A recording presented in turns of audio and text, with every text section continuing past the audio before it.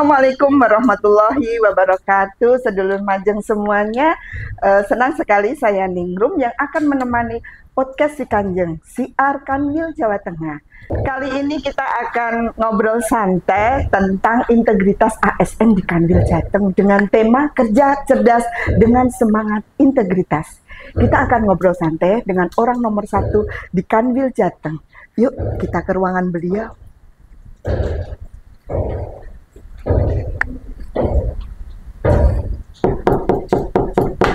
Assalamualaikum.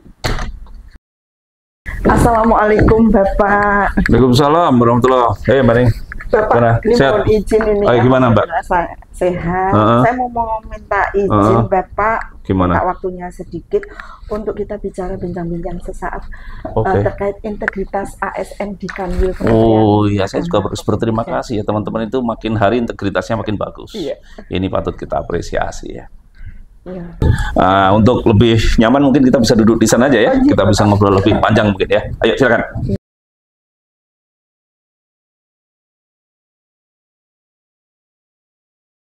Assalamualaikum warahmatullahi wabarakatuh. Assalamualaikum. Salam sejahtera bagi kita semua. Salam berkah dalam. Om Swastiastu, Namo Buddhaya, Wite Tong Tien. Pada podcast edisi kali ini ada yang spesial loh. Pengen tahu apa spesialnya? Podcast kali ini akan tayang tidak hanya ditayangkan pada channel YouTube Kanwil Kemenak Jateng, tetapi juga akan ditayangkan pada channel YouTube Inspektorat Jenderal Kementerian Agama Republik Indonesia pada program Suar Integritas. Telah hadir di tengah-tengah kita Bapak Kakanwil Kementerian Agama Provinsi Jawa Tengah.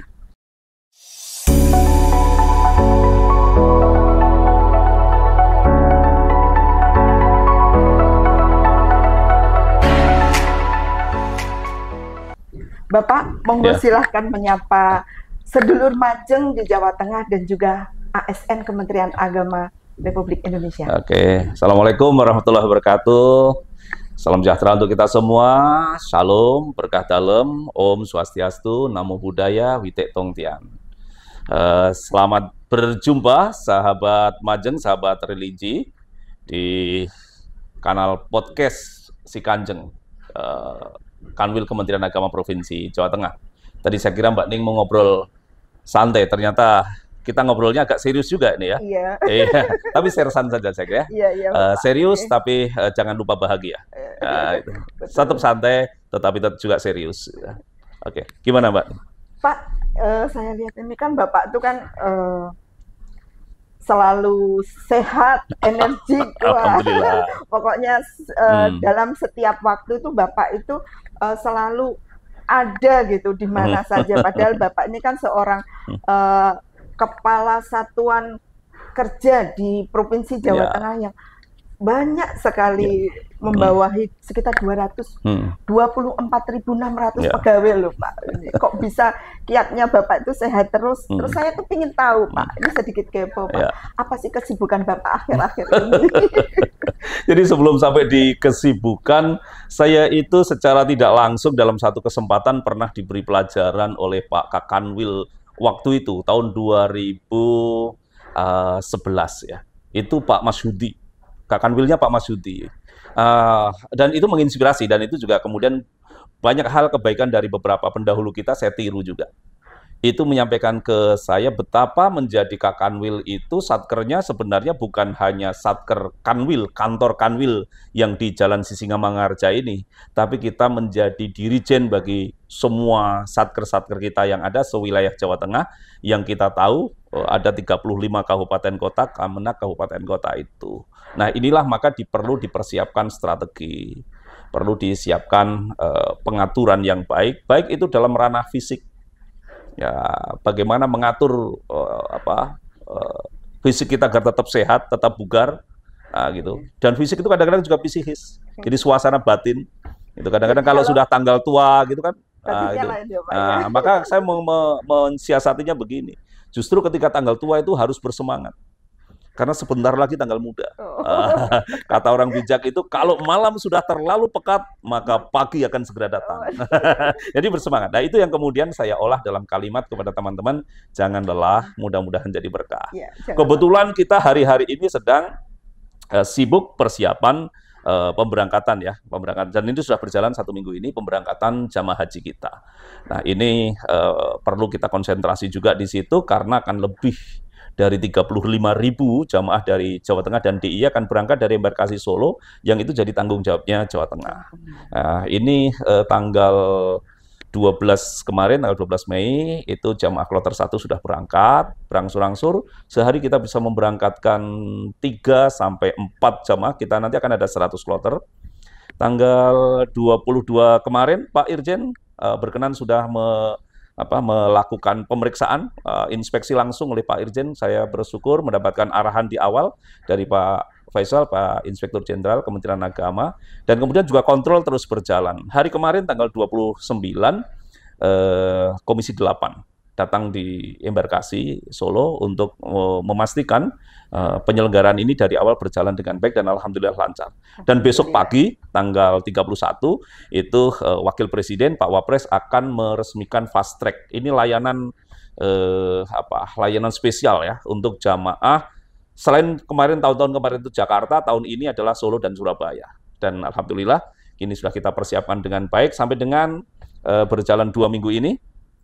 Fast track berjalan dengan baik. Di samping juga tentu pekerjaan-pekerjaan rutin kita, pekerjaan rutin kita di kantor, pekerjaan rutin kita untuk konsolidasi se-Jawa Tengah, itu kita lakukan bersama. Alhamdulillah saya berterima kasih di teman-teman Jawa Tengah ini, kita kompak, kita solid, sehingga yang nampaknya pekerjaan banyak, bertumpuk, itu bisa kita selesaikan bersama-sama.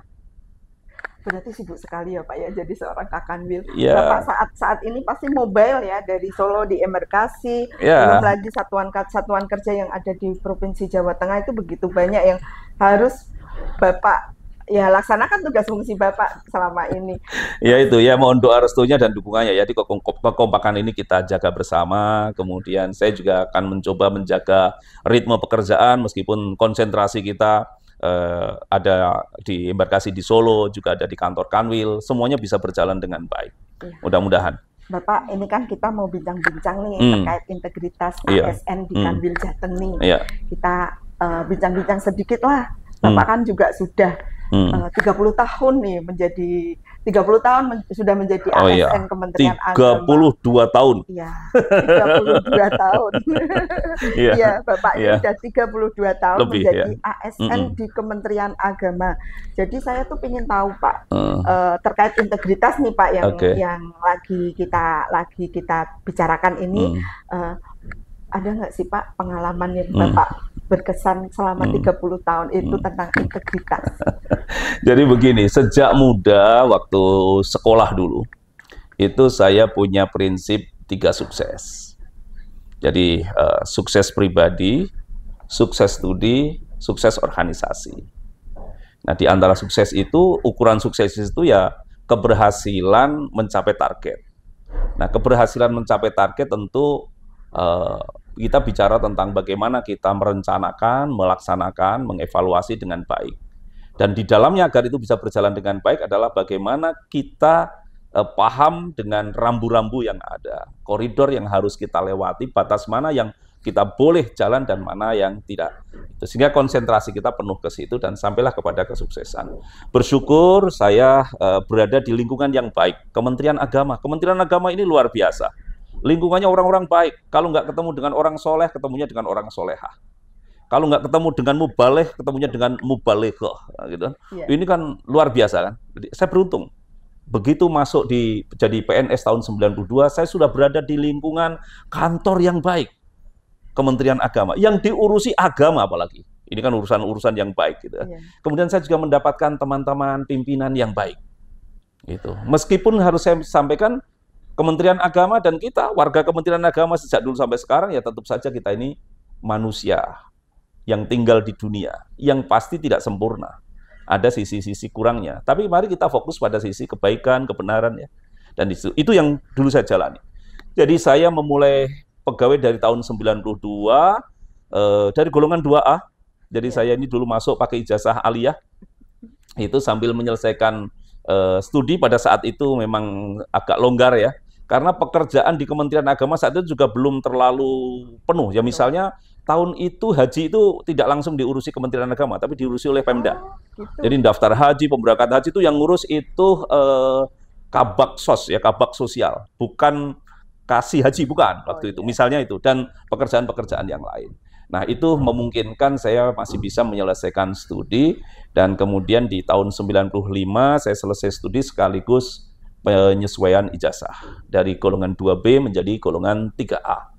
Tahun 96 dulu ada eselon 5 kasubsi. Saya jadi kasubsi kemasjidan, waktu itu namanya panjang itu Jidzawa Ipsos itu, kemasjidan, zakat, wakaf, ibadah sosial, baitul mal. Itu saya menjabat 4 tahun di situ dari tahun 96 sampai tahun 2002, 6 tahun ya, 6 tahun, sampai tahun 2002. Kemudian saya mendapatkan pengalaman menjadi Kasubag TU di Kemenak Kota Surakarta, agak lama di situ dari 2002 sampai 2011. Nah ini ya unik lah, tapi sebagai prajurit ya itu tugas ya saya jalani saja.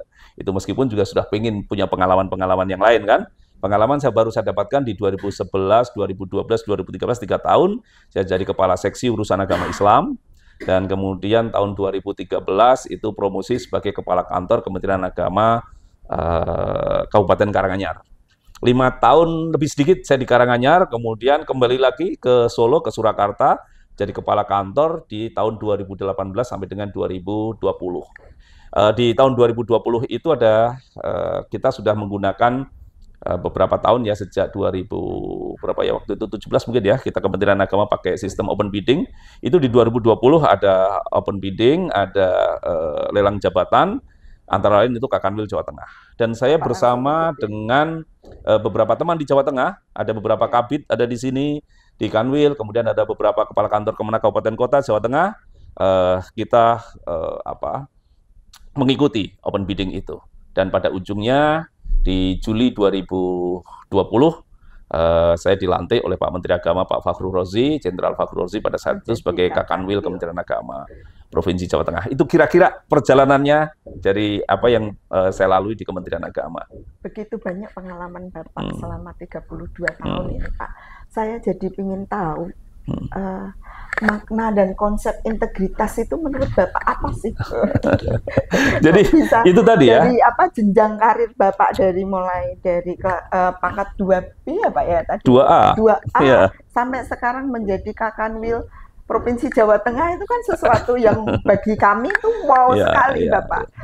Jadi saya ingin tahu konsep dan makna integritas itu menurut Bapak seperti apa? Jadi saya ini orang Jawa ya, saya ini orang Jawa, orang Solo, itu bahwa orang itu harus punya aji, artinya punya nilai.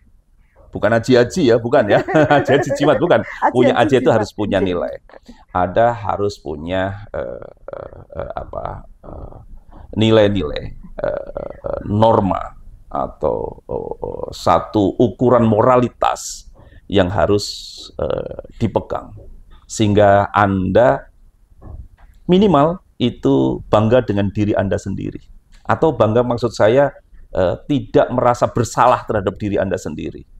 Anda disuyuti, dicintai oleh lingkungan terdekat Anda, keluarga. Jadi keluarga itu seneng, saya punya kakak seperti itu seneng, saya punya adik seperti itu seneng. Gitu, kita berusaha kalau jadi adik kita, kakak kita akan bilang begitu. Jadi suami istri kita akan bilang gitu. Jadi bapak anak saya bangga punya bapak yang seperti itu. Nah itu harus ada nilai manfaatnya. Nah salah satu falsafah Jawa itu ajining diri gumantung saka ing lati. Jadi orang itu dilihat, didengar, dipandang dari ucapannya. Itu. Tapi orang Jawa juga ada mengatakan aku mau gedebus. Gedebus itu ya antara omongan dengan kenyataan, dengan perbuatan ya, itu nggak nyambung. Maka di titik itulah sesungguhnya, dan saya yakin juga di semua budaya di negeri kita itu ada nilai-nilai itu, nilai-nilai kebaikan tentang integritas. Bagaimana kita menjaga nilai-nilai kebaikan, kebenaran itu dimulai bahkan sejak dalam pikiran. Antara pikirannya, perbuatannya, ucapannya itu selaras. Kalau dia bilang, ayo kita disiplin, ya dia sendiri disiplin. Dia sudah memulai disiplin dulu. Ya, ayo kita selesaikan laporan tepat waktu. Ya dia sendiri ada di situ. Ayo kita tolak gratifikasi. Ya dia sendiri ada jadi pelakunya di situ, yang terdepan yang ada di situ. Kalau itu kita lakukan, maka itu tadi kita tenang secara pribadi. Lingkungan terdekat kita, bahkan kemudian kalau kita punya staf, kita punya anggota, itu mereka ada dalam, kita berada dalam kebersamaan dengan pemimpin yang baik, dan itu akan menunjang, itu akan menjadi jalan bagi kesuksesan. Begitu juga tadi, ya bagian dari integritas itu sejak misalnya saya dulu aktivis mahasiswa. Jadi aktivis mahasiswa, ya bagaimana saya bisa ya menjaga nilai-nilai idealisme mahasiswa di situ. Tapi saya ini mahasiswa biasa yang juga harus kuliah, harus menyelesaikan ujian, harus lulus, begitu kan? Nah ini juga bagaimana? Nah, kalau kemudian kita hanya bilang, waktu jadi ini, tapi kita sendiri belajarnya ngaco. Ini menjadi tidak bagus. Jadi saya beruntung karena ya sejak muda saya diajari oleh orang tua saya seperti itu, dan kemudian begitu masuk di lingkungan Kementerian Agama, kita bertemu dengan orang-orang baik. Meskipun kemudian pengalaman lapangan saya mengatakan, ya namanya dunia, yang itu tidak sempurna. Jadi jangan lihat pada hal-hal kurangnya. Tapi coba kita ambil sisi baiknya, dan kita serasi antara ucapan, tindakan terhadap nilai-nilai kebenaran atau kebaikan itu. Kira-kira begitu kalau kita mau jadi orang yang berintegritas itu ya. Utuh lah. Jadi sosok yang utuh, pribadi yang utuh gitu ya. Ya menjalani, ya menjadi teladan. Ya mengucapkan, ya melakukan gitu loh, untuk kebaikan. Saya tuh tertarik sama Bapak tadi terkait dengan nilai-nilai itu tadi, ya. Nilai-nilai yang Bapak ucapkan itu tadi. Kan Bapak itu kan sekarang Kanwil Kementerian Agama Provinsi Jawa Tengah nih Pak. Ada nggak sih Pak nilai-nilai yang terkandung itu tadi dengan tugas Bapak sebagai Kakanwil itu, keterkaitan nilai dan integritasnya itu tadi. Jadi pernah ada survei tentang nilai-nilai yang paling diterima atau paling dibutuhkan dalam satu organisasi, dalam satu komunitas. Dari sekian nilai itu nilai yang utama itu adalah jujur. Jadi banyak nilainya, tapi nilai yang utama itu jujur. Jadi integritas ini selain pola perilaku, kesadaran, sesungguhnya ini sesuatu yang juga bisa diinternalisasikan. Bisa diajarkan, bisa dijadikan bahan untuk memberi motivasi, gitu ya. Sehingga kebaikan itu menular kepada banyak orang. Tadi integritas itu setidaknya ada 3 nilai kan. Yang pertama itu tadi, jujur. Jujur itu apa? Jujur itu basisnya adalah kebenaran. Jujur itu basisnya adalah kebenaran. Jadi ini benar nggak? Kalau ini saya yang ngalami, itu gimana? Bisa kita berempati ya. Kalau saya ini yang ngalami, jadi orang Jawa itu punya namanya konsep tepo seliro. Tepo seliro. Kalau kamu dipersulit, itu kamu seneng nggak? Kalau nggak seneng, maka jangan mempersulit. Gitu. Kalau kamu dibantu, kamu seneng nggak? Maka lakukan, bantu. Ini nilai kebenaran, dan itu kejujuran. Nah, kejujuran saya sering kali memberi batas karena kita ini ada di dalam ranah birokrasi. Pegawai pemerintah, bahkan pejabat pemerintah itu jujur lebih banyak ada pada sisi penyampaian, ya ucapan, ya kemudian produk-produk kebijakan dan sebagainya. Itu yang disampaikan harus benar, meskipun tidak semua yang benar harus disampaikan. Kalau semua yang benar disampaikan, kita nggak ada lagi namanya rahasia jabatan, rahasia negara. Benar. Jadi masih ada rahasia negara, ada rahasia jabatan. Tetapi kenapa itu tidak kita buka? Karena kita berbasis kebenaran. Yang benar, rahasia negara, rahasia jabatan, sesuai dengan sumpah kita jaga. Jangan atas nama kejujuran, wah itu kadang-kadang ada yang membawa kita, sampaikan meskipun pahit. Ya bukan begitu. Jadi cara menjaga kejujuran itu ya diawali dari nilai-nilai kebenaran. Kita kalau kita berhadapan dengan dengan sesama kolega kita, dengan staf, dengan anggota, itu mereka lebih senang berhadapan dengan pimpinan yang tinggi hati, yang sombong, yang menjaga jarak, atau pimpinan yang humble, yang merangkul, yang itu. Ternyata mereka bukan itu nilai kebenaran. Kalau itu, maka ayo lakukan itu. Tidak perlu harus merasa kehilangan gengsi, kehilangan itu. Kehilangan apa, nilai-nilai kemegahan itu. Karena kita ini bekerja dalam satu tim. Itu nilai kejujuran ya. Jadi bagaimana kita bisa berempati, rendah hati, berbasis kebenaran, tepo seliro itu tadi. Kemudian yang kedua, nilai integritas itu konsisten. Nah, basis konsisten itu tangguh. Apa sih bahasa, kalau bahasa bidang Urais itu kira-kira istiqomah gitu ya. Nah, itu konsisten ya. Konsisten ya. Itu ya, tangguh ya. Jadi begini, yang paling penting kalau terkait dengan integritas, bagaimana nilai-nilai konsistensi ASN di dalam integritas itu, basisnya itu kesadaran kita ini ASN. Apa sih ASN? ASN itu abdi negara dan abdi masyarakat. Apa makna abdi negara? Abdi negara itu saya sering sampaikan kepada teman-teman di se-Jawa Tengah itu. Dua hal ini ya, tentang kita ini ASN abdi negara. Abdi negara itu harus setia kepada negara. Tidak boleh khianat kepada negara. Negara itu apa? Negara itu kita punya di Jawa Tengah ini ada ulama gurunya orang se-Indonesia bahkan sampai di luar negeri namanya Mbah Maimun Zubair almarhum ya. Beliau ini menyampaikan PBNU. Ini bukan pengurus besar NU, bukan PBNU, itu Pancasila, Bhinneka Tunggal Ika, Negara Kesatuan Republik Indonesia, Undang-Undang Dasar 45. ASN harus setia kepada negara, ASN harus setia pada itu. ASN tidak boleh khianat pada itu. ASN itu adalah abdi masyarakat. Maka ASN harus setia kepada masyarakat. ASN tidak boleh khianat kepada masyarakat. Kepercayaan urusan masyarakat yang harus dilayani ASN dengan sistem layanan yang mudah harus diwujudkan. Karena kita setia, karena kita loyal kepada masyarakat. Kepercayaan masyarakat untuk mengelola anggaran misalnya, ya harus ditata dengan baik, dikelola dengan penuh akuntabilitas. Ya, gitu. Nah ini nilai kedua dari konsisten. Nah tantangannya itu nanti di suasana kebatinan mungkin itu ya. Suasana kebatinan. Yang pertama adalah secara pribadi. Secara pribadi kadang-kadang kita suka membanding-bandingkan. Maka itu Pak Jokowi itu kemarin waktu 17 Agustus itu pernah ngundang ojo dibanding-banding. Ini sahabat Majeng ya. Kadang-kadang kita itu bandingkan dengan orang lain. Itu teman saya sesama kasih, teman saya sesama kasubag misalnya gitu ya. Itu motornya 2 gitu loh, motor saya kok 1 gitu ya. Jadi secara ini harus ada pengendalian emosi yang baik. Kesadaran, saya ini siapa? Oh, saya ini ASN. ASN itu apa? Itu tadi. Dan itu jaga terus dalam setiap situasi. Nah, kemudian ketika jadi pimpinan, pengambil kebijakan, pengambil policy, kita berhadapan dengan apa? Suasana pengendalian emosi itu, satu sisi kita berhadapan dengan kondisi misalnya harus memberi sanksi, memberi vonis, punishment.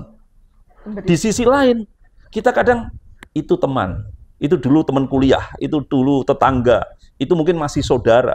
Jadi, antara rasa kasihan, manusiawi, nah, ini kita mesti konsisten dengan itu. Mesti dengan konsisten dengan langkah tadi. Ini memang tantangannya seperti itu. Tapi dengan berjalannya waktu, sistem pembinaan pegawai, pengkaderan yang kita lakukan, sistem yang semakin baik itu, saya yakin sikap ini akan tertata. Nah, yang nggak bagus kalau kemudian main lompat itu. Jadi orang yang atau dimanapun itu entah itu di instansi pemerintah maupun di luar instansi pemerintah itu kalau kemudian orang ini tidak melalui tahap-tahap pengalaman yang memadai itu seringkali kemudian suasana batiniahnya ini gampang goyah gitu ya. Oh ya, ini ada suara-suara ini sahabat Majeng, kalau ada suara-suara saya juga minta doa restu. Kantor kita sedang dilakukan perbaikan ya. Kita sedang mau bikin kantor yang lebih bagus lagi untuk pelayanan yang lebih bagus. Jadi kalau ada suara jeduk-jeduk itu ya karena ada alat berat yang sedang bekerja. Oke. Ini jadi itu Mbak Ningrum. Jadi yang kemudian nilai yang ketiga itu adalah keberanian, dan ini khususnya tantangan bagi para pemimpin. Meskipun bagi orang Kementerian Agama kita semua ini pemimpin. Semua orang harus punya keberanian itu. berani di sini itu apa ya? Kita berani untuk memulai, memulai sesuatu yang baik, memulai kebenaran. Ada istilah kan begini kan? Jangan membenarkan kebiasaan. Jangan membenarkan kebiasaan, tapi biasakan kebenaran. Nah, itu jangan jangan membenarkan yang biasa, tetapi biasakan yang benar. Nah, itu kan ada. Jadi memulai harus ada. Jadi kepemimpinan, leadership yang itu ada di semua level itu adalah keberpengaruhan. Bagaimana orang memulai. Bahkan kemudian kita ada sisi inovasi. Ada hal-hal baru yang kita harus lakukan itu. Berikutnya ya keberanian itu menghadapi resiko. Karena nggak ada yang tanpa resiko. Jadi di dalam ajaran agama itu faidza azamta fatawakkal 'alallah. Ini maaf ya saya pakai idiom Islam ya, itu ya. Ini ya. Itu kalau orang sudah menetapkan jalan. Jadi kan ada cerita begini ya. Ibu-ibu itu mau ke pasar, nyegat angkot di depan rumah, di pinggir jalan, itu nggak jadi-jadi berangkat. Hanya gara-gara takut risiko. Ada angkot datang. Yang kursi yang kosong itu di sebelahnya supir. Di sebelah jejer sama supir. Tiba-tiba muncul pikirannya, nanti kalau tabrakan gimana? Saya ketabrak yang pertama gitu. Kemudian jalan. Gitu. Kemudian ada mobil lagi, di belakangnya ada angkot lagi. Itu di depan supir sudah ada. Yang belakang yang kosong. Bu, duduk di belakang gitu. Takut nanti ketabrak. Wah, tadi. Aduh, nanti kalau ketabrak di belakang gimana ya? Gitu ya. Jadi kalau sudah kita berada di jalur yang benar, itu tidak perlu terlalu takut dengan risiko. Nah, bagaimana? Maka basis dari keberanian itu mitigasi. Kita melihat petanya dari awal, kita tahu, kita membuat peta risikonya, dan kemudian di titik-titik risiko itulah kemudian kita bagaimana cara menghindarinya, bagaimana cara mengatasinya, sehingga bahaya yang mungkin muncul bisa kita selesaikan di awal, bisa kita hindari sejak awal. Jadi menghadapi risiko. Dan kemudian ini keberanian ini juga kita sebenarnya nggak dalam arti gini ya, sahabat Majeng, bukan keberanian itu bukan kemudian kita kuat-kuatan begini-begini, enggak tidak seperti itu, tetapi kita memulainya bersikap dengan tegas. Tegas itu tidak harus keras. Jadi misalnya ini sekarang ya di embarkasi sedang masa pemberangkatan kan, ini ada saja orang itu yang karena sesuatu itu dia ingin nimbrung di situ, di ruang yang sebenarnya tidak kita perbolehkan orang ada di situ, itu ruang steril. Ini jamaah mau berangkat itu. Ya, dia mungkin karena dia tokoh, dia karena apa gitu. Caranya gimana? Cara kita keberanian untuk negurnya dengan cara yang tegas, tidak harus keras. Bapak, silahkan masuk. Tetapi tolong Bapak ambil dulu izin masuknya di sekretariat. Kita sudah siapkan nanti. Di sekretariat itu sudah saya siapkan, teman-teman sekretariat yang berhadapan dengan kayak begini. Kita ajak bicara, dialog, kita jelaskan bahwa di sana itu ruang steril, setelah dari sana itu orang nggak lagi diperiksa lagi langsung naik pesawat. Ini kan kemudian itu. Jadi tegas itu tidak harus keras. Dan itu sangat didukung oleh nilai-nilai keterbukaan. Kalau kita terbuka, menjelaskan dengan baik, maka keberanian itu saya kira basisnya itu ya. Bapak. Ini terkait nilai, saya masih ini terkait nilai dan konsep yang Bapak punya ini. Tadi kan terkait integritas itu kan tadi Bapak tekankan ada 3. Yang pertama kejujuran, konsisten dan keberanian. Nah, ini sebagai Kakanwil Bapak pimpinan satuan kerja. Itu kan Bapak membawai ada 35 kabupaten kota, ada 65 madrasah aliyah, 129 madrasah MTS-nya, bahkan 500 lebih ya Bapak untuk yang KUA. Iya kan? 587 KUA. Dengan 24.600 pegawai yang begitu banyak dan besar. Ini bagaimana Bapak caranya, triknya Bapak menginternalisasi integritas yang ada di Jawa Tengah itu? Ya, dulu waktu open bidding itu salah satunya itu adalah para peserta di di tahap kesekian. Jadi ada tahap CAT, ada tahap ini, ada tahap namanya penulisan makalah. Di penulisan makalah itu saya merasa mendapatkan kesempatan untuk mengajukan gagasan bagaimana mengelola pekerjaan, tugas, tanggung jawab, fungsi Kanwil Kementerian Agama di Jawa Tengah. Lalu saya sodorkan konsep Majeng. Konsep Majeng itu saya terinspirasi dari majunya Pak Jokowi. Jadi Pak Jokowi itu Indonesia maju. Jawa Tengah juga harus maju. Jawa Tengah ya semua bukan hanya Jawa Tengah, yang lain-lain juga harus maju karena maunya Indonesia maju. Maju itu bisa bahasa Indonesia, bisa bahasa Jawa. Nah, kalau bahasa Jawa artinya sama. Maju bahasa Indonesia dengan Jawa itu sama. Tetapi di Jawa itu ada tata krama bahasa. Sehingga ada bahasa Ngoko, ada bahasa Kromo, Matio, ada Kromo Inggil atau Kromo Alus itu. Maka ketemulah kata maju itu menjadi Majeng. Maknanya apa? Maknanya 3. Bagaimana kita lebih baik dari hari kemarin. Itu maju namanya. Yang kedua, bagaimana pemerintah hadir di dalam kebutuhan, kerepotan masyarakat. Itu namanya pemerintah maju.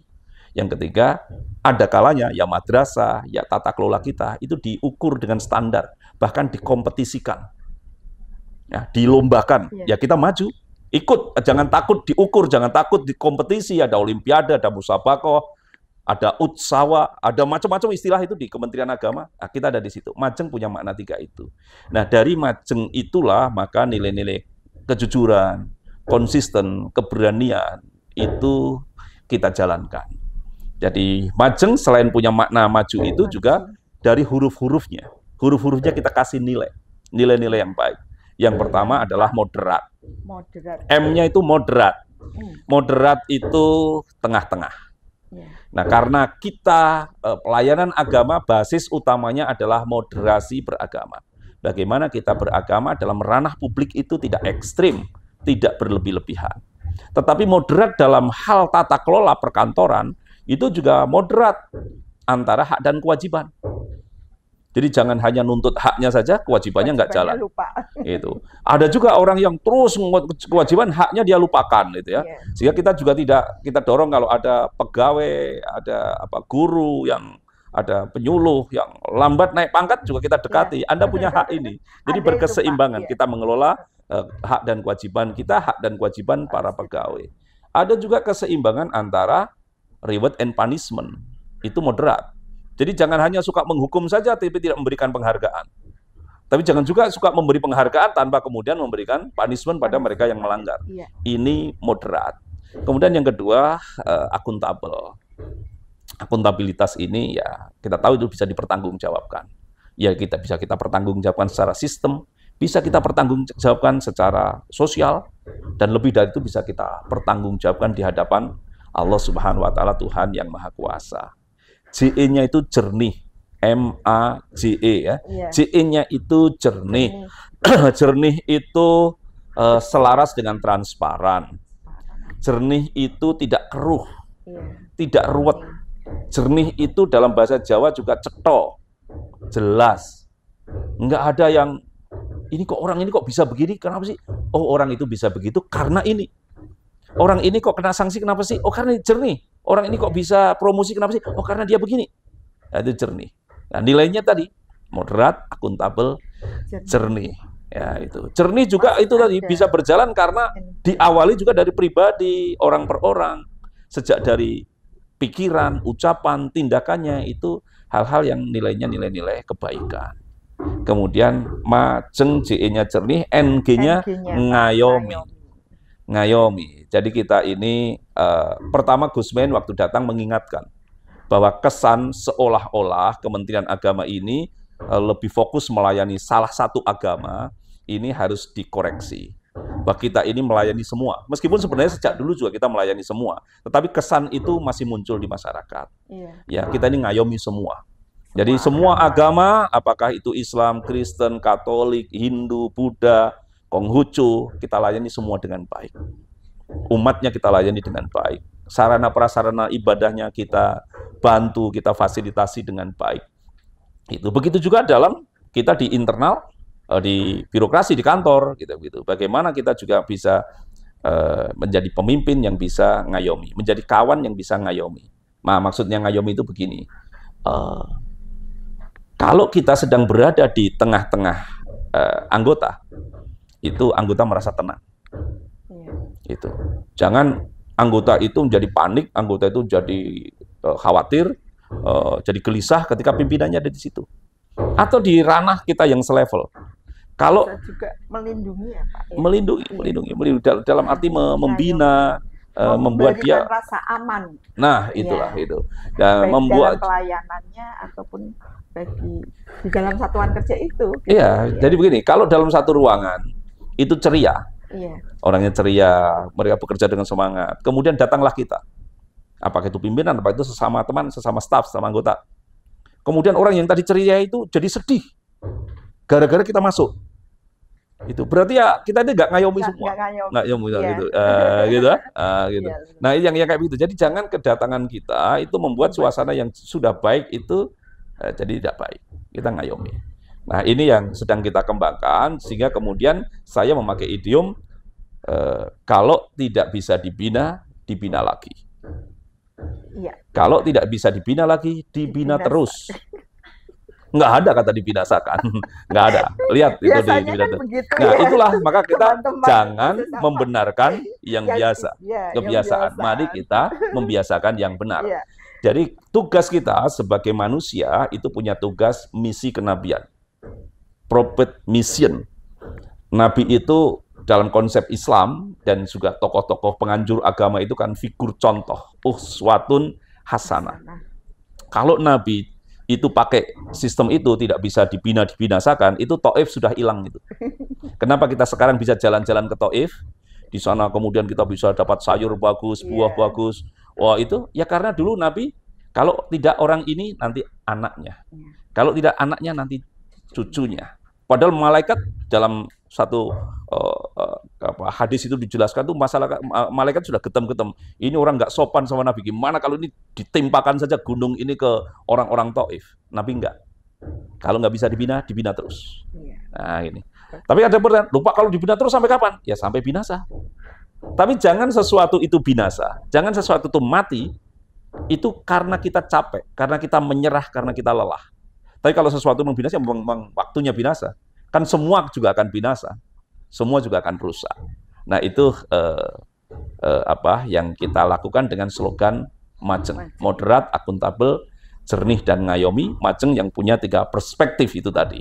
Maju, meningkat, prestasinya semakin bagus. Maju, hadir di tengah-tengah kebutuhan masyarakat, afirmatif.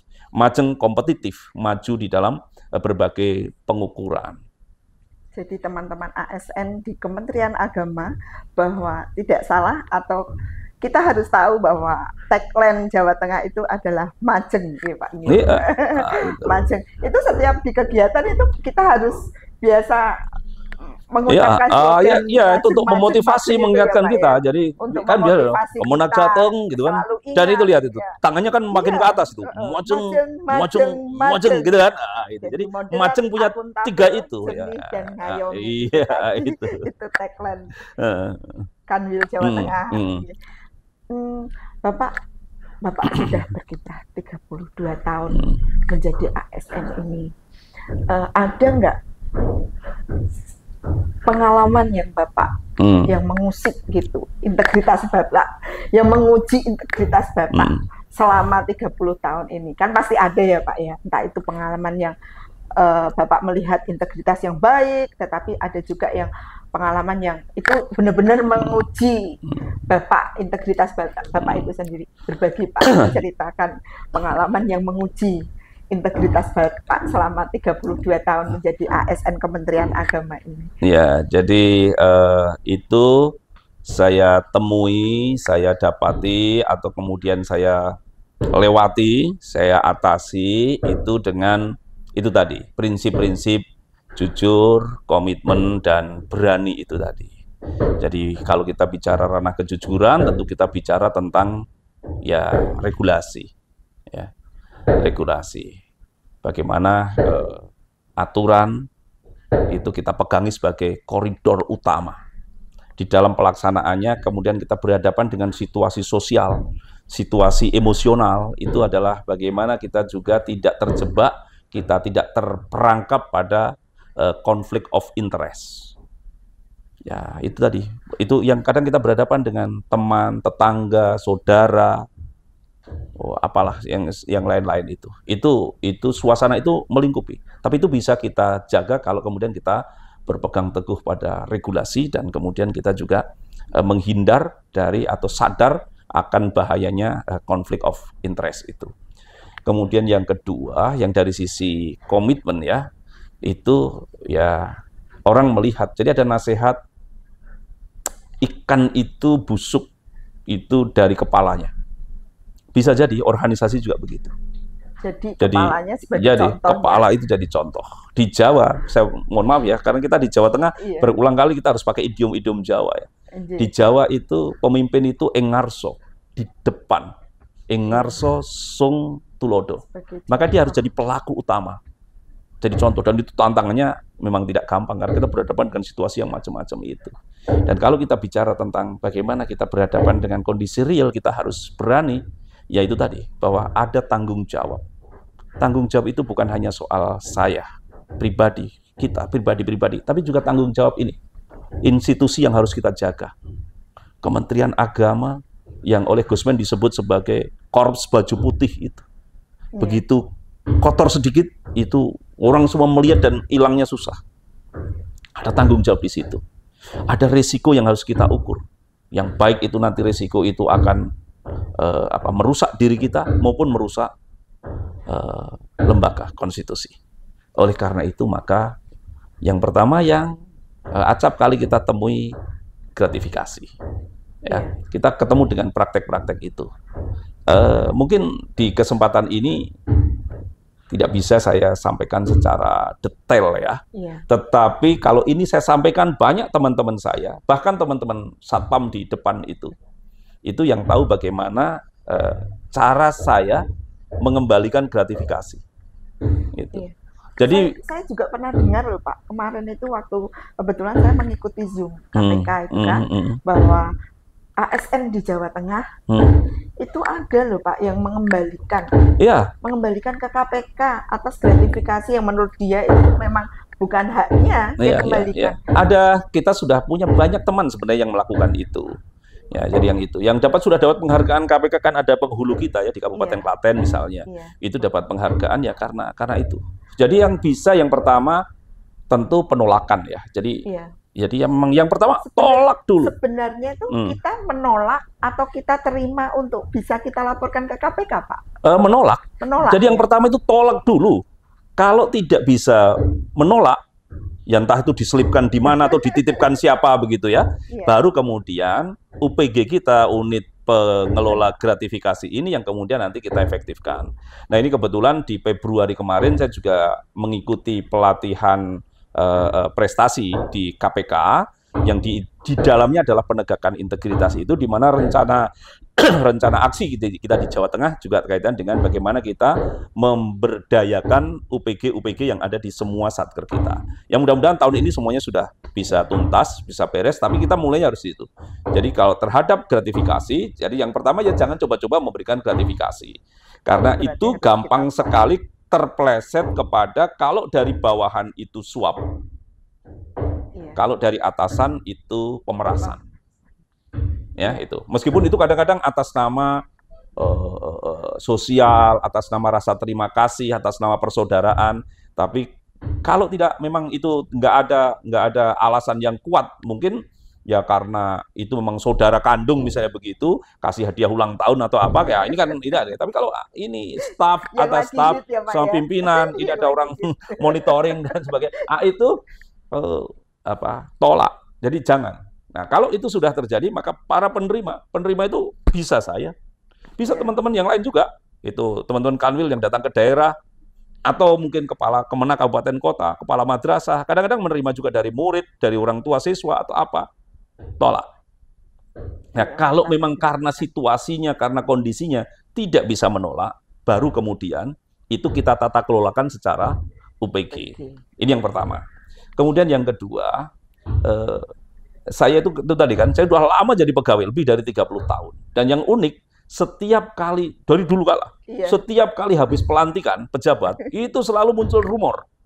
Oh ini begini gitu. Jadi mesti rame, setelah pelantikan itu mesti rame rumor itu. Nah sekarang rumor itu tambah rame karena ada WA, grup WA. ada medsos ya. Iya. Nah ini, maka saya membaca ini gimana ya agar proses tata kelola SDM kita, misalnya proses mutasi, proses promosi, itu tidak menimbulkan kegaduhan. Maka saya pastikan jangankan yang promosi, yang mutasi di Kanwil ini sejak tahun 2020 semua ada rekodnya, semua ada catatannya. Si A kenapa pindah mutasi ke sana? Ada rekodnya. Ini usulan siapa? Apa alasannya? Jadi nggak bisa, dan saya pastikan nggak ada di situ atas perintah Kakanwil yang bersangkutan dipindah, nggak ada. Misalnya ada guru ya, ada guru yang mau pindah. Ada kemudian kepala madrasahnya atau pengawasnya atau kasih madrasah memberikan semacam nota dinas ya di daerah, dan kemudian catatannya ada. Setiap kali proses mutasi, disposisinya bisa dicek di kita ya, semuanya ke Kabak TU agar berkoordinasi dengan terkait. Misalnya pengulu ya dengan urais, misalnya itu penyuluh dengan penais Jawa, misalnya itu guru ya dengan madrasah, untuk kemudian memberi catatannya. Nah, disitulah kemudian proses itu kita buat jernih, majeng jernih itu tadi. Nah, kemudian promosi, pansel, itu pasti akan ada usulannya. Apakah usulan itu datangnya dari daerah, usulan itu datangnya dari forum pansel, dan kemudian semuanya berbasis hasil asesmen. Jadi kalau hasil asesmennya nggak bagus, ya nggak mungkin orang ini promosi.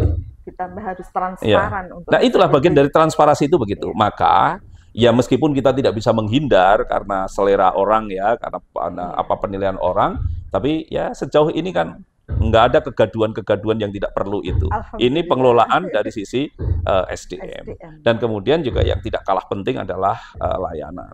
Nah, kita sudah sejak lama kita memfungsikan PTSP, pelayanan terpadu satu pintu, dan itu terus kita lakukan pembenahan. Sekarang ini di Jawa Tengah itu kita kampanyekan bukan saja kepuasan publik, tetapi kebahagiaan publik.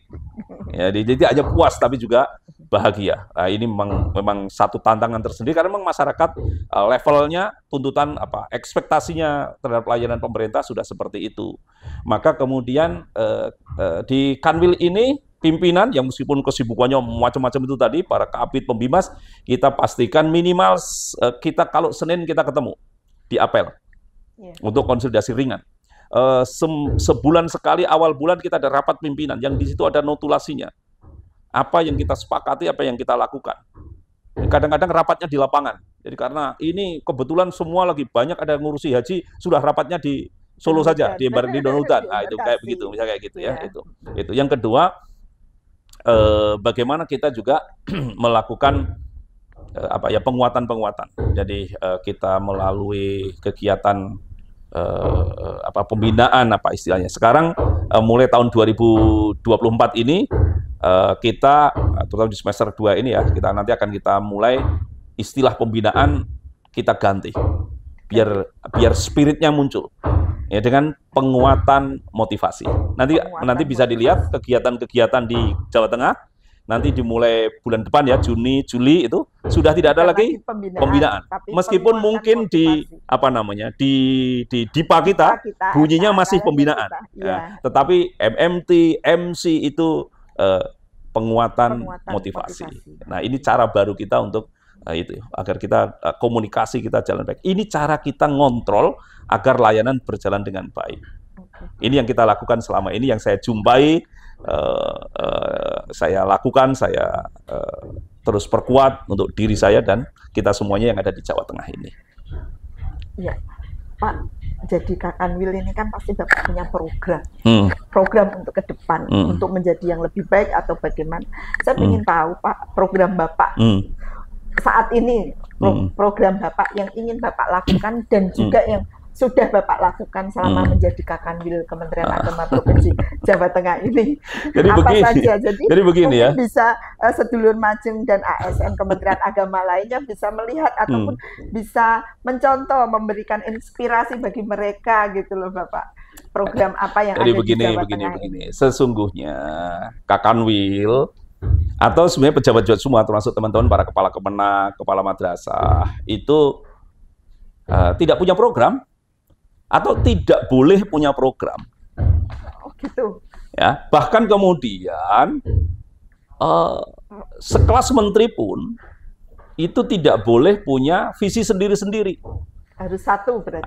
Kan itu kan, jadi sudah diingatkan gitu. agar kita efektif mengelola negeri yang besar ini, itu Presiden mengatakan visinya satu. Kemudian kementerian menerjemahkan visi yang satu itu dalam konteks kementeriannya. Nah, kita ini harus satu komando dengan Kementerian Agama Pusat, dalam hal ini di bawah kepemimpinan Gusmen. Nah, di antara tugas-tugas layanan itu, kita punya 2 tugas layanan ya, satu urusan agama, yang kedua adalah pendidikan agama. Nah, itu Gusmen kemudian membuat namanya program prioritas. Nah, 7 program prioritas itulah yang harus jalan. Jadi begini, ya antara Jawa Tengah, mohon maaf saya menyebut provinsi lain ya, ada Jawa Tengah, ada Jawa Timur, ada Jawa Barat. Itu kalau kita lihat programnya, 7 program prioritasnya sama. DIPA-nya sama, hanya mungkin volumenya yang berbeda. Betul. Gitu ya. Nah, lalu apa tugasnya Kakanwil? Tugasnya Kakanwil adalah memberi warna dan memberi rasa. Bahannya sama. Tapi bagaimana sama-sama, misalnya sama-sama bikin sayur asem, gitu ya. Sayur asemnya Jawa Barat berbeda dengan sayur asemnya Jawa Tengah, berbeda dengan sayur asemnya Jawa Timur. Tetapi sayur asem produk Jawa Tengah bisa dinikmati dengan nyaman, enak oleh orang Jawa Tengah. Karena kalau kita kelola ala provinsi lain nggak cocok. Nah itu. Jadi sebenarnya itu memberi rasa dan warna. Nah, itulah rasa dan warna yang ada di Jawa Tengah itu, yang tadi saya sampaikan di awal, itu kita dasari dengan spirit Majeng itu tadi. Ini yang cocok untuk Jawa Tengah. Kalau kemudian ini juga cocok dipakai di provinsi lain, ya itu monggo. Memang kita ini sebenarnya berbeda-beda tetapi satu. Bhinneka Tunggal Ika, ini yang cocok di Jawa Tengah. Nah, dari itu maka kemudian misalnya semua punya program pemeliharaan ya, misalnya pemeliharaan kantor. Maka saya fokus pada bagaimana kita menciptakan lingkungan pekerjaan, lingkungan kerja kita itu yang bersih, yang rapi, yang sehat. Tanpa bermaksud melebih-lebihkan, saya pertanggungjawabkan omongan saya ini, teman-teman sahabat Majeng yang ada di Kabupaten Karanganyar, saya pernah memimpin di situ, tadi saya ceritakan. Teman-teman yang ada di Kota Surakarta, saya pernah memimpin di situ, tadi sudah saya ceritakan. Saya kira teman-teman bisa saling bercerita. Bagaimana komitmen saya sejak awal menjadikan lingkungan kantor ini rapi. Maka begitu saya datang di Kanwil, ini kantor Kanwilnya sudah ketinggalan ini. Nah, maka di satu kesempatan saya lapor pada Pak Menteri, pada Gusmen, dan kemudian Gusmen sepakat dengan apa yang jadi pemahaman saya ini. Kemudian apa rencana Pak Kanwil? Ya kalau Pak Menteri setujui, maka kantor ini akan kita revitalisasi dengan cara begini. Dan kemudian disetujui. Maka sekarang sedang berlangsung itu. Pegawai-pegawainya juga begitu. Jadi bagaimana kita ini menjadi benar-benar satu kesatuan. Nggak perlu ada geng-gengan, kelompok-kelompokan gitu. Saya sering sampaikan di banyak kesempatan, teman-teman yang sejak saya awal saya jadi Kasubag itu mereka kenal sekali dengan istilah saya. Itu tidak ada dalam organisasi, tidak diperlukan Superman. Yang diperlukan super team. Sehingga sekat-sekat ini kelompoknya siapa, ini grupnya siapa, ini gengnya siapa, kita harap itu sudah tidak ada lagi. Dan itu yang kita lakukan. Jadi kemudian yang ada soliditas, kekompakan. Ini salah satu tanda soliditas kita waktu itu Inspektur Wilayah 4 itu Pak Suhersi. Kita punya tantangan, ini bukan cuma kantornya, masjidnya Kanwil ini kalah dengan masjid kampung ya gitu. Padahal ini Kanwil kita pembina masjid ya. Nah, maka saya lapor pada Pak Inspektur waktu itu dan kemudian ayo kita jalan, tapi nggak ada anggarannya. Nah, gimana kan kita bisa kelola secara akuntabel? Waktu itu lagi COVID itu. Nah, kemudian kita sekarang bisa bikin masjid yang bagus, yang megah. Ya, banyak dipuji banyak orang, saya mendapatkan itu banyak orang sengaja datang ke masjid kita. Ya, itu karena apa? Karena kita solid. Dan soliditas itu bagian dari apa yang menjadi gagasan saya untuk memberi rasa dan warna.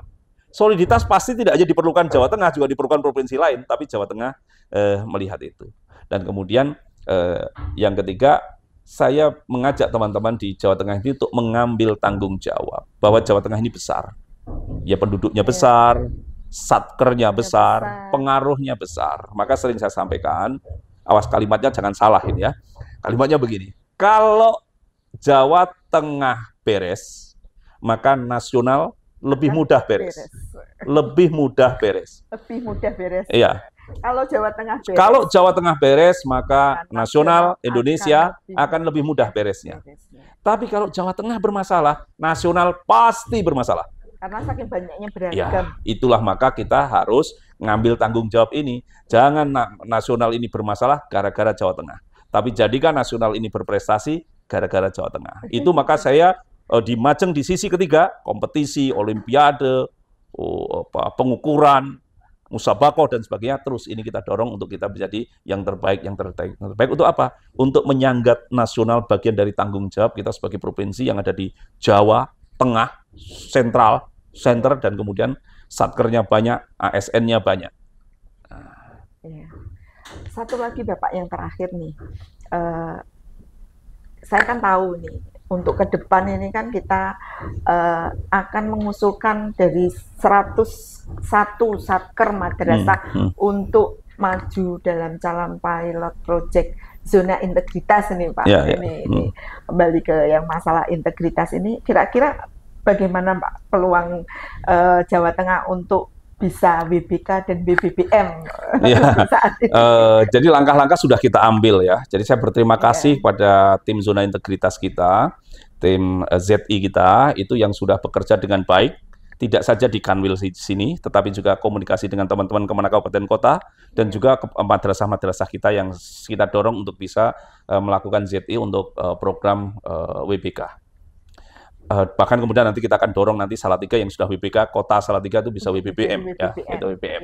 Itu saya berterima kasih dengan itu semua, dan apa yang kemudian kita lakukan itu ya, yang pertama itu nilai-nilai yang tadi kita sampaikan, kita motivasikan, kita lakukan penguatan itu agar ini dipahami dengan baik. Tapi karena ini ada pengukuran standarnya, maka pemahaman terhadap standar itu juga baik. Maka saya juga berterima kasih kepada Irjen Ortala juga ya, Inspektorat Jenderal Kementerian Agama, kita berterima kasih, Biro Ortala, yang kemudian juga bersama-sama dengan kita dengan membangun. Karena ini bukan hanya soal, saya kira bukan hanya soal Jawa Tengah, tapi juga soal semua. Dan kita optimis begitu, dan jangan menyerah. Jadi saya kira Kanwil juga beberapa kali kita sudah ikut penilaian internal, bahkan kemudian kita juga sudah TPN ya. Tahun ini kita udah ada nanti beberapa satuan kerja kabupaten kota yang sudah insya Allah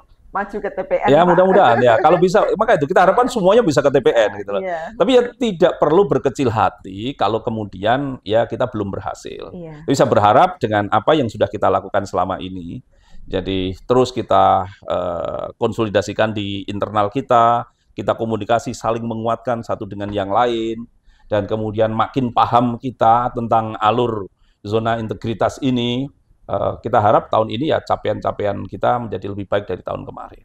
Jawa Tengah, Kanwil, mudah-mudahan nanti bisa WBM. Madrasah tertentu atau Kemenak yang ini yang masuk, mudah-mudahan nanti juga bisa WBM. Ini yang saya berharap ini bagian dari cara kita mengambil tanggung jawab, bukan soal predikatnya ya atau gelarnya, bukan, tapi ini bagian dari tanggung jawab kita untuk terus meningkat lebih baik, semakin baik, semakin baik. Satu lagi Bapak yang terakhir ini, sebagai Kakanwil Jawa Tengah ini, apa sih harapan Bapak? Harapan Bapak terhadap ASN Kementerian Agama Provinsi Jawa Tengah dan juga ASN Kementerian Agama di Indonesia ini? Saya berharap ASN ini bahagia. Jadi saya ini orang yang belajar hukum ya. Di atas keadilan itu ada kesejahteraan. Di atas keadilan ada kesejahteraan. Ya, apa ya bahasa kasarnya ya? Apa gunanya adil kalau sengsara semua? Di atas keadilan itu ada kesejahteraan. Di atas kesejahteraan itu ada kebahagiaan. Kadang orang merasa sejahtera kalau sudah punya mobil. Tapi bahagia, orang punya motor bisa bahagia. Nah, bagaimana agar kita bisa berbahagia? Kalau kemudian kita taat, kita konsisten kepada norma-norma yang ada. Setidaknya ada 5 atau 4 norma ya, yang harus kita jaga. Yang pertama, jangan melanggar norma agama. Nah, karena ada judi online itu melanggar Iya. norma agama itu ya. Yang Nah, kedua, ini gimana? norma hukum. Norma hukum. Jangan melanggar norma hukum. Lalu yang ketiga, jangan melanggar norma sosial. Jadi kita hidup bersama. Jadi kalau disepakati minggu pertama kerja bakti, ya ASN Kementerian Agama ya kerja bakti. Kalau ada rapat RT ya datanglah di rapat RT. Kalau ada ronda siskamling ya datanglah di jadwal siskamling itu. Itu norma sosial. Dan yang keempat adalah norma sosial atau norma tata krama. Bagi orang tertentu, mungkin orang Jawa ya, itu berbahasa ngoko sesama, itu mungkin nggak masalah. Tapi bagi orang tertentu itu masalah. Iya. Jadi bagaimana kita, misalnya ada satu keluarga yang membiasakan di keluarganya itu anak dengan bapak itu tidak boso. Silakan aja wong itu di keluarganya. Tapi jangan itu dipakai kemudian dinilai sosial. Meskipun ini tidak melanggar hukum atau mungkin tidak melanggar norma agama, itu tetapi ini membuat orang tidak bahagia. Jadi kalau orang mau bahagia, itu 4 norma ini jaga dengan baik. Jangan langgar norma agama, jangan langgar norma hukum, regulasi, jangan langgar norma sosial, dan jangan langgar norma tata krama atau norma susila. Nah, itu saya berharap kalau itu dijalani semua oleh kita dengan cara kita bekerja sama-sama begini, bekerja sama seperti ini, konsolidasi semacam ini, kita membuat teamwork yang semacam ini, maka saya berharap ya harapannya dengan ngayomi tadi itu kader-kader kita ini kita siapkan jalan karpet merah lah begitu untuk jadi pejabat jadi ini. Ya meskipun mungkin sampai pensiun tidak mencapai itu, tetapi semua bisa mencapai taraf bahagia. Jangan cuma pura-pura bahagia. Tapi sejatilah bahagialah yang sejatinya. Nah, bahagia itu dengan cara seperti itu. Dengan begitu maka antara doa dengan praktek ikhtiar kita itu sejalan. Kita berdoa fid dunya hasanah wa fil akhirati hasanah. Mudah-mudahan kehidupan hari ini baik, bahagia, kehidupan besok juga baik, bahagia. Nah, caranya itu tadi. Harapannya teman-teman itu jangan melanggar norma agama, jangan melanggar norma hukum, jangan melanggar norma sosial, jangan melanggar norma susila. Anda dalam posisi apapun, dimanapun akan ketemu yang namanya bahagia. Sangat menarik sekali Pak obrolannya kita hari ini ya. Mudah-mudahan manfaat ya. Iya, manfaat. Demikian obrolan singkat kami dengan Bapak Kanwil Kementerian Agama dengan tema Kerja Cerdas dengan Semangat Integritas bagi ASN Kementerian Agama. Semoga ASN menjadi ASN yang berbahagia ya Pak ya.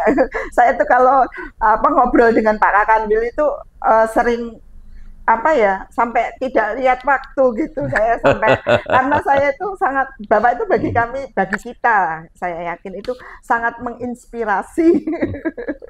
Ya, sedulur majeng semuanya ASN Kementerian Agama, kami akhiri podcast hari ini.